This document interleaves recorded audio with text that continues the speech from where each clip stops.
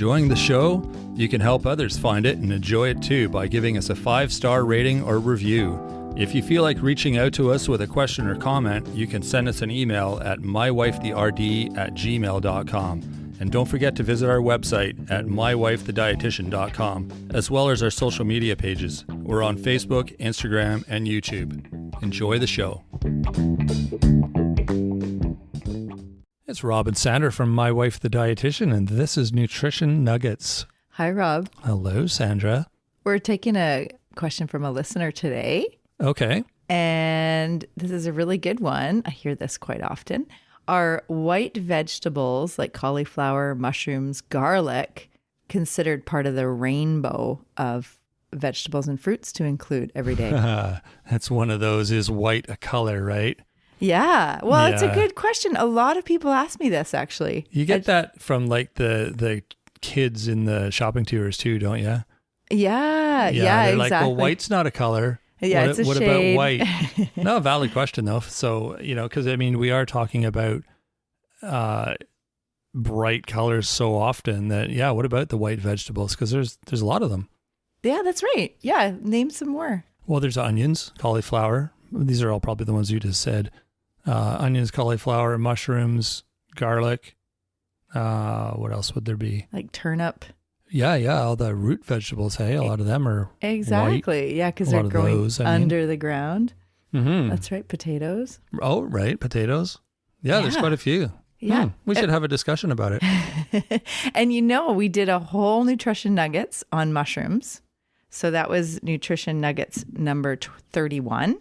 We did a whole Nutrition Nuggets on potatoes too. That's right. I remember that was a fun one. Yes. And we did one on garlic. That was a Nutrition Nuggets 10. So people can refer back to those ones for a more in-depth conversation. Perfect. Yep. Lots of info back there. And if there's something you'd like to know, like our listener here, feel free to email us. Email us your questions. That gives us ideas a lot. We don't always have ideas for the show, so sometimes we rely on you guys to say, hey, I want to know about mushrooms or white vegetables or whatever. So yeah, feel free to email us like this listener did. It's mywifetherd@gmail.com.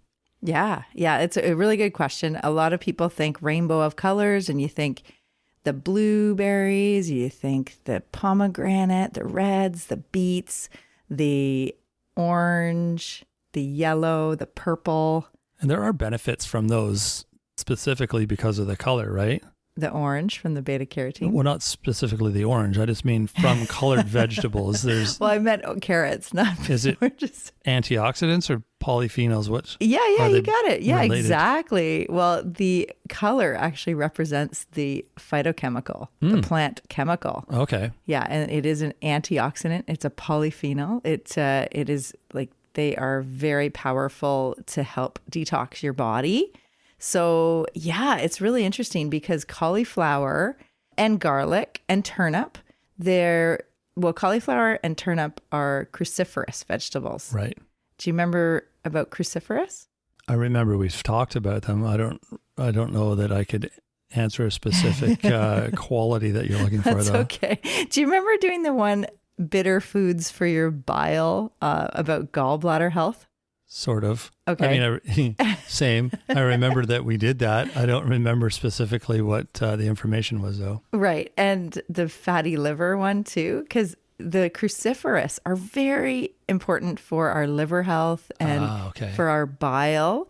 And foods that are a little bit bitter, it's actually our body's way to alert us of poisons. The bitterness is? Yeah. Huh. So, but the thing is, it also, when we eat bitter foods, it actually helps our body get in a protective mode, and it has these antioxidants, and it helps to get rid of the free radicals. And they have these allyl sulfides, which are the sulfur molecules that are super important for like anti-cancer and antioxidants, anti-inflammatory and antimicrobial.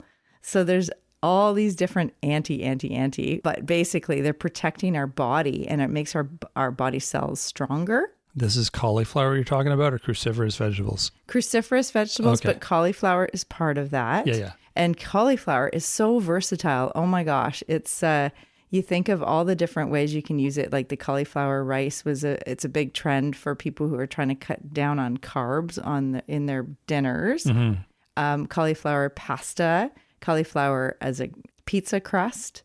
Oh, right. Yeah. Yeah, and then just putting it in stir fries and roasted cauliflower, like on the cookie sheet in the oven, and it gets a little bit more crystal, like more roasted and sweet. Yeah, I remember that. That's a tasty way. Yeah, and then just with dips, 'Cause it's a little bland on its own. Yeah, it is, but it's actually so good for us, and it is a cruciferous, so that's another reason to try to include more cauliflower. It's a great one, and it is part of the rainbow, but turnip is too, and it does have that bitter taste. So the thing with the bitter taste is humans want sweet, right? We want the sweet tastes, and so the more sweet we have, the more we want, but it's really good to have more of the bitter foods. So you think of bitter foods, we did a whole episode on this, but you remember coffee is bitter and dark chocolate is bitter. Yep. And some of these cruciferous, like kale and broccoli, cauliflower, they're bitter also. And the bitter is actually quite important for our whole system of detox, like our liver. It helps our liver detox our blood. So it's really important to have these bitter foods in the diet. And kids' taste buds are more sensitive than adults.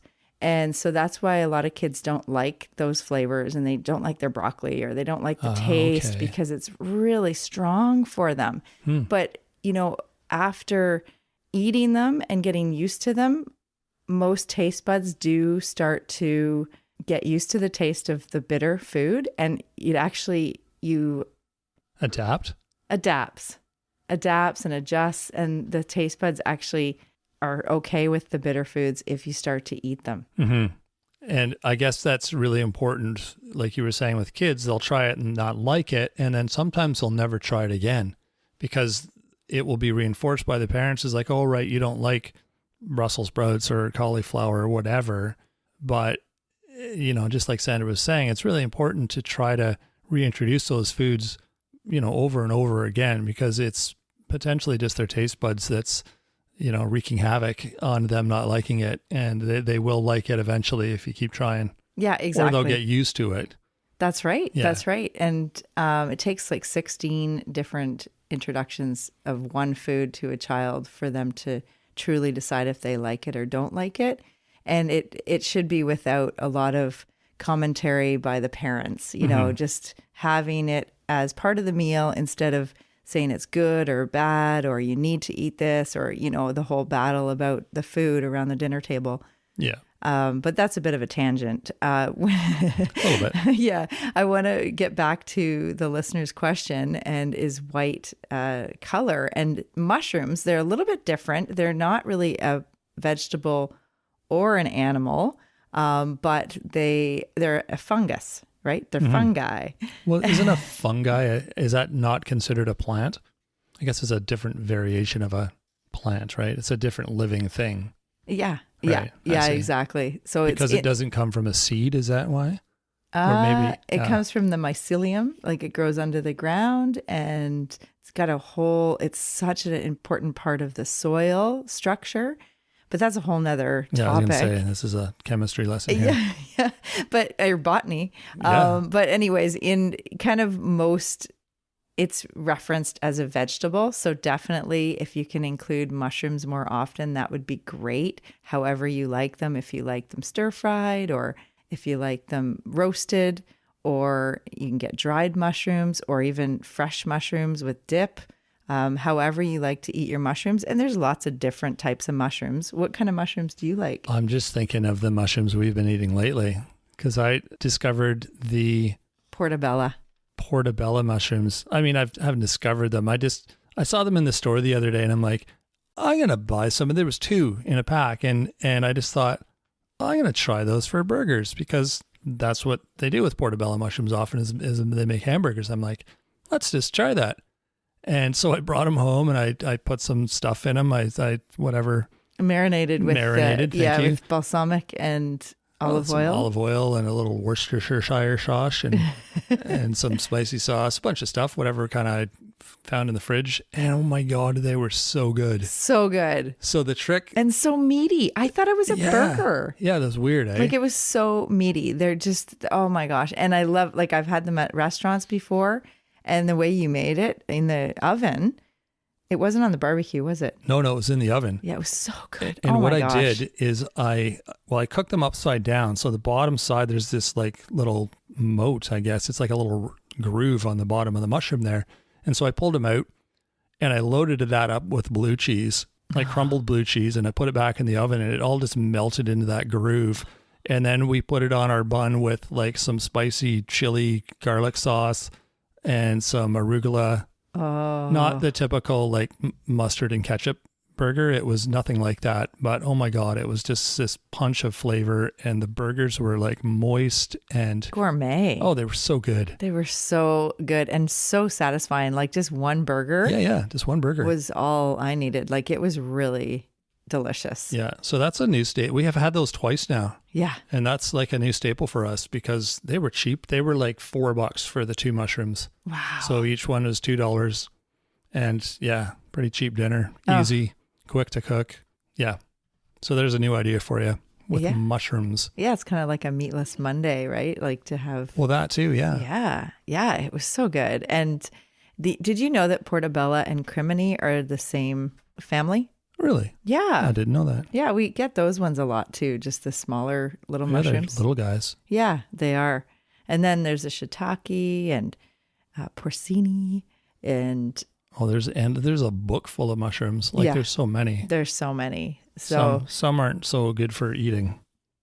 No, some of the wild mushrooms are exactly toxic. Some will drive you crazy. Literally. Right.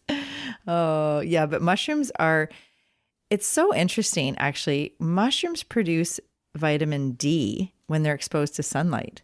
Really? Yeah.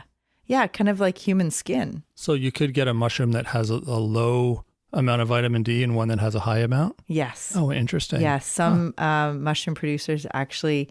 You know what you can do? And you can actually buy these little mushroom kits. Now they're in the grocery stores too, to grow your own mushrooms. Remember I took that course years ago where you like the little plug, the fungi plug drills into the like the log. chunk of wood. Yeah, exactly. And then you grow mushrooms in, like you just put the log back into the forest and then the mushrooms grow and you've actually seeded them basically. Shiitake and oyster mushrooms we had. It was really good. Yeah, they're good too. Yeah, but it's so interesting. So people can buy those, the UV lights that you get for if you have a reptile as a pet. Oh, the pet stores. Yeah. You could buy one of those lights. You could buy some mushrooms and put your mushrooms under those lights and you can make vitamin D in your mushrooms before you eat them. Wouldn't it have to still be in the ground, or even after you bring them home? You bring them home from the store, you stick them under this light and they're going to grow vitamin D? Yeah, they produce vitamin D, not grow it, but... Yeah, sorry. Yeah, that's okay. Really? That's... Yeah. Wow. It's so interesting. That's why they're like, it's a little bit like they're not really like a vegetable, right? They're kind of like alive, almost, like... Little nature sponge. Yeah. Wild. Yeah, wild, exactly. So it's so interesting. You could even put them in the sunny window. And, I was going to say. Yeah. But yeah, mushrooms have really high amount of B vitamins, iron. They have antioxidants also. So definitely mushrooms, they're usually kind of white or brown, or actually you can get all different colors. But this listener asked specifically about mushrooms, and yes, they are definitely something to include as a white, even though white isn't in the rainbow, it's definitely a food to include. And as I mentioned too, the cauliflower, the turnip, the garlic, and onions are all typically white-ish, and they all have really incredible nutritional value. Well, there you go. A little tidbit for the day. Well, thanks for sharing that. It's nice to have some clarification on that. And I'm sure everyone has asked that question at one point in time or wondered. So don't forget to join our newsletter. You can sign up for that on our website, which is mywifethedietitian.com. It's a weekly newsletter we're starting, and you get all sorts of fun goodies in your email once a week from us. And send us an email at mywifetherd@gmail.com if you have any questions or you want us to address a nutrition or a diet question. We'd love to hear from you, and we love all the emails we're getting. You can also find us on social media. We're on YouTube, Facebook, and Instagram. And feel free to comment there as well. We love hearing your comments. Just like Sandra said, that's a great place to reach out. Give us a thumbs up or a like or a happy face or something nice. Let us know that you appreciate what we're doing or that you're learning from it or enjoying it or however it works. And don't forget to rate and review the show. That's always helpful for us and for other people trying to find a good nutrition podcast to listen to. They'll read your awesome review and they'll go, whoa, that sounds like a good one. We're going to check out Rob and Sandra. So yeah, if you can do that, that would be amazing. And we will be back next Monday as well with a full episode. So until then, have a great week, everyone. We'll talk to you on Monday. Thanks for joining us today on My Wife the Dietitian. If you like what you heard, don't be shy. Leave us a comment or review and be sure to share our podcast with your friends. If you'd like to hear more, hit that subscribe button. You can also follow us on our social media pages for updates, episode trailers, and other odds and ends. For more info and links on what we discussed on today's episode, check the show notes. We'll be back next week with another informative and fun-filled episode.